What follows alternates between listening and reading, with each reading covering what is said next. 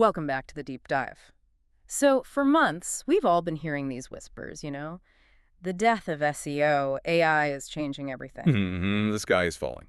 Exactly. But we've been digging through a pile of new research, some internal agency reports, and they all say the diagnosis is, well, it's just wrong. SEO isn't dying. No, not at all. It's going through probably the biggest transformation in its history, a total And reinvention. that's what we're here to unpack. Yeah, we're officially leaving the era of pure search engine optimization, and we are walking right into the age of GEO, Generative Engine Optimization. GEO. And I've also seen it called AEO. Right. AEO, Answer Engine Optimization. They're two sides of the same coin, really. And this changes the mission entirely for anyone, managing a website or creating content. The old goal was simple. Get in the top 3 on Google, get the traffic. With the volume, that was it. But the new goal is totally different. It's about precision. It's about achieving citation. Yes. Being cited within the AI's answer, whether that's in a Google AI overview or an answer from ChatGPT or Perplexity, that's the new #1 spot. Because if you're not cited, you just don't exist on that new layer of the internet. You're invisible. It's the highest form of digital authority now. And the stakes here are incredibly high. The sources we have lay out a very real and, frankly, a pretty scary risk. They call it the zero-click apocalypse. It sounds dramatic, but the data is backing it up. So our mission in this deep dive is to break down the 3 core metric shifts that are defining this new reality. And then we'll give you a really clear, actionable checklist to adapt your own digital assets right now. And this isn't, theory for some distant future. This is what you need to be doing today. The playbook is shifting under our feet. Okay, so let's start there with the rules of the game. If we're not just measuring clicks from Google anymore, what does success even look like in this GEO world? Well, we're seeing 3 huge paradigm shifts in how we measure success. And it's all based on how people are using AI. All right, what's the first one? Shift #1, we are moving from click-through rate CTR to what the sources are calling share of answer. Share of answer. Okay, break that down. In the old days, success was getting a click, your title tag was good, your meta description was convincing, boom, click. Right.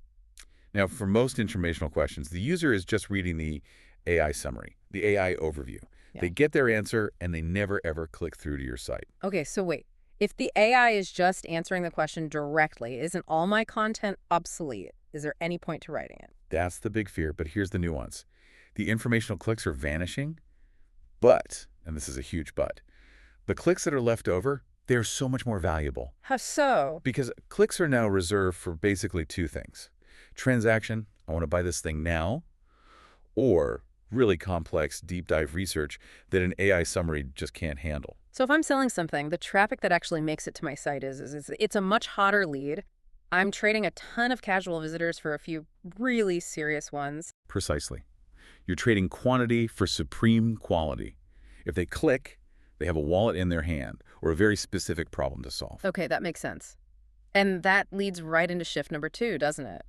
We have to stop optimizing for just raw search volume and start targeting conversational intent. Yes, exactly. The old way was find a big, short keyword like SEO agency Portugal. Huge volume. We all chased it. Those days are, well, they're fading fast. Because AI handles those simple queries so easily, users are talking to their AI assistants in full sentences. They're using really rich, specific language. So give me an example. What does that kind of high-intent conversational query actually sound like? Okay, so instead of just searching best running shoes, a user might now ask their AI, find me a carbon-plated running shoe with high arch support that's recommended for marathon runners over 180 pounds. Wow, okay. That is incredibly specific. It's dripping with purchase intent, right? And if your content isn't structured to answer that very, very specific question, you're just not in the game. Which brings us to the third shift. This one feels like it hits the very foundation of old-school SEO. We're moving from backlinks to entity mentions. This is maybe the most critical one to understand. Our sources are clear. The AI doesn't really follow a link like the old Googlebot did to calculate PageRank. So all that link building. It's not useless, but its function has changed. The AI validates your authority by checking the coherence of facts about you across the whole web. It's looking for consensus. Coherence of facts. Unpack that a little. So if you're an entity, a brand, a person, a product, the AI scans for consistent information about you from lots of different trusted places. If 20 different industry sites mention your brand in the context of e-commerce expertise, the AI starts to believe you're an authority on e-commerce. So it's not just counting links anymore. It's building this knowledge graph about who I am and what I'm known for. That is the perfect way to put it. It's like public relations for the knowledge graph. So if I just call myself a thought leader on my own blog, but nobody else does, The AI just ignores it. It's noise. But if 20 other publications say you are, that's a signal. That's a fact it can use. it's verifiable, persistent recognition. That's a huge pivot. Okay. We have to talk about the scary part now, the downside to all this, the zero-click apocalypse. Our sources actually put a number on it. They're saying informational top-of-funnel traffic could drop by, what was it, 30% to 60%? Yeah, and that's a serious number. Depending on your industry, it could be even higher.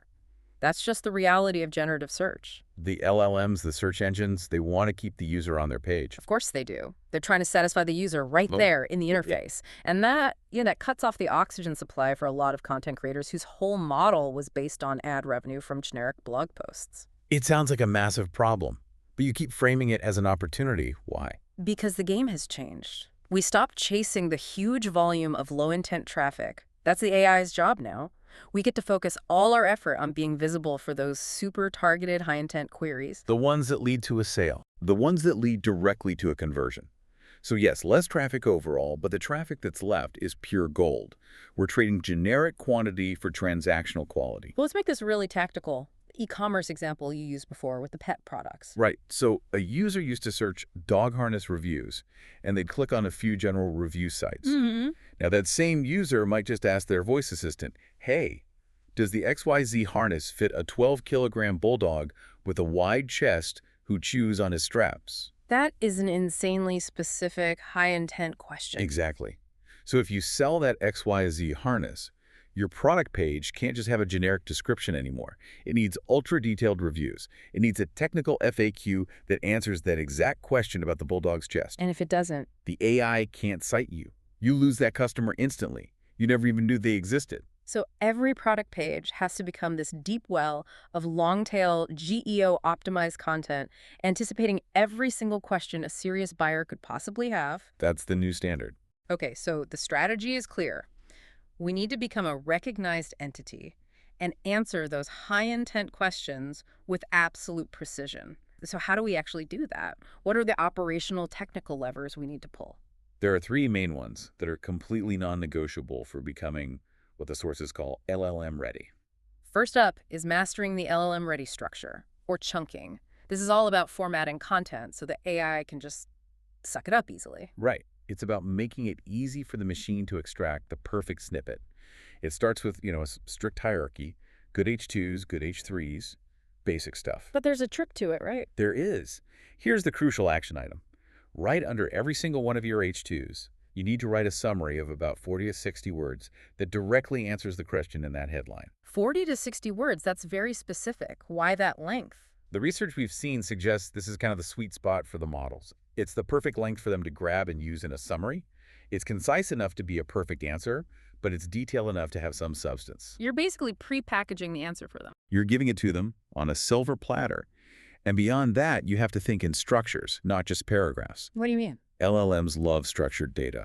So use bullet points, use clear definitions, and this is a big one, use data comparison tables. They adore them. If you have numbers, figures, specs, put them in a table. It massively increases the chance the AI will pull your data. Okay, so that's structure. The second technical lever is an obsession with schema markup. And this is no longer a nice to have, is it? Not at all. It's non-negotiable. Schema is the native language of AI. It's how you tell it what your data means. You have to be using FAQ page, article, organization markup rigorously. But there's a new layer to it now for authority. There is. You have to go beyond just marking up your page. You have to define your entities, your brand, your authors, and then you have to link them out to known knowledge bases. Like Wikidata or Wikipedia. Exactly. Using the same A's property in your schema, you're basically telling the AI, hey, the John Smith who wrote this article is the same as this John Smith on LinkedIn with all this experience. Mm-hmm. It needs to verify your identity before it will grant you authority. It's like a digital passport. If you can't prove who you are with external sources, you don't get trusted. That's a perfect analogy, which leads right into the third lever, EEAT under steroids, or what we're calling truth of the real. Meaning? The internet is about to get absolutely flooded with cheap, easy AI-generated content. So the search engines, the models, they are desperate for unfalsifiable human signals. So as a content manager, what's the fastest way to signal that I'm a real human and not some content farm? Start with your authors. If your articles are signed admin, that's what our source is called, toxic, it's a huge red flag. Your authors need a real public footprint, a profile, a picture, a link to their LinkedIn. And it goes beyond text too, right? Into visual proof. Absolutely. This is huge. You need to integrate original photos and videos that prove you have real experience. If you're writing a guide to a piece of software, include a screenshot of your actual work in it. If you sell a physical product, show a video from your warehouse. Because the new multimodal AIs can actually see that proof. They can see it, and it validates your expertise, experience, authority, and trustworthiness in a way that text alone just can't anymore. Okay, let's shift gears to the business side of this. For agency owners listening, the sales pitch has to change. You can't just sell ranking anymore. You have to start selling digital presence and authority. If you don't, your clients are going to come back in 6 months and ask why their #1 position isn't driving any traffic. You have to start selling the outcomes the AI actually cares about. So what does a new service package look like? Okay, package #1 is the AI visibility audit, or a GEO audit. The deliverable here is a deep analysis of how a brand shows up on ChatGPT, on Perplexity, on Gemini. What are you looking for? You're looking for what the narrative is. And crucially, you're looking for hallucinations, where the AI just gets facts wrong about the brand, or where the brand is just completely absent. This is a premium one-off service that's all about brand safety. Got it. Then the second package is entity management. Yep. This is taking that schema obsession we talked about and productizing it. It's about cleaning up company profiles, making sure their name, address, and phone number are consistent everywhere. And it's about rewriting those boring About Us pages to specifically feed the knowledge graph. The sales pitch for that sounds pretty simple. It's powerful. If the AI doesn't know exactly who you are, it will never, ever recommend you. And the third package, data-led content, feels like the ultimate authority play. It's the highest leverage content you can create now. The service is creating content that is based only on your own proprietary data, internal studies, customer surveys, unique analysis. Why is that so powerful? Because the sources are clear. Generic, rehashed content will not get cited. But original, unique data, that's the one thing AIs consistently cite as a primary source. It's a guaranteed investment in becoming an authority. Okay, so let's boil this all down. For everyone listening right now who's managing a website or a brand, what's the actionable checklist? What do we need to do today? First thing, update your tech stack.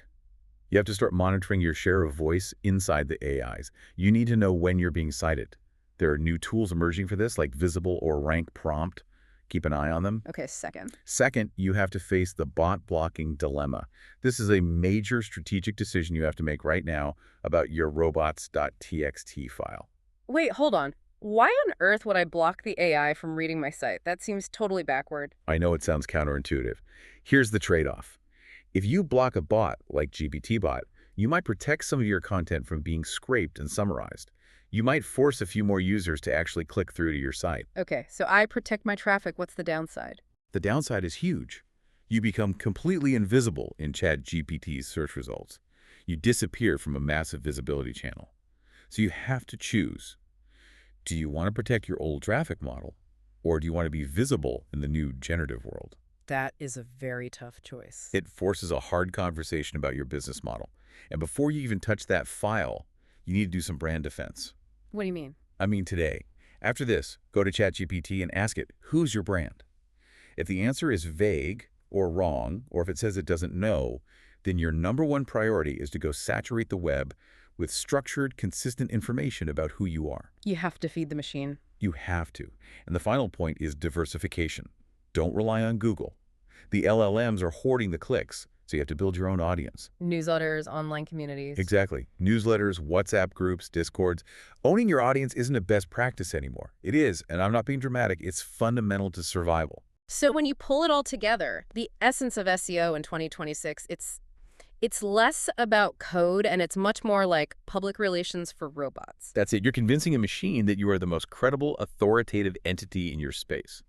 And anyone who starts that pivot now to GEO is getting a massive 2-year head start on the competition. Authority is about consensus, structure is for the machine, and the result is presence. If you ignore the AI layer, the AI will absolutely ignore you. So as you move forward from this deep dive, here's the final thought our sources left us with. We've established that owning your audience is critical, and they state unequivocally that the email is the most valuable asset you can have in 2026. Why? Because your email list is the one and only communication channel, the only direct line to your audience that the AI cannot filter, cannot mediate, and cannot block. Think about what that direct, unfilterable access really means for your strategy and ask yourself how quickly you need to start building that list today.